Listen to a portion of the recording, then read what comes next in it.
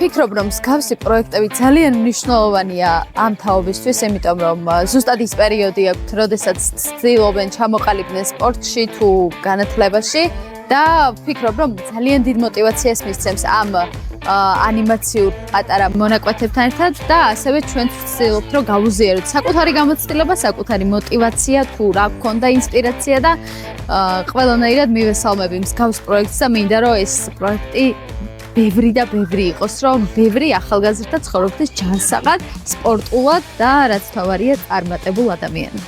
შეხვედრა ქონდა ახალგაზრდებთან, ვისაუბრეთ ჯანსაღი ცხოვრების წესზე. მადლობა ამ პროექტის შემქმნელებს და ძალიან კაი იქნება ეს პროექტი, რომ სამომავლოდ კიდევ გაგრძელდეს და მოემატოს პოპულარიზაცია.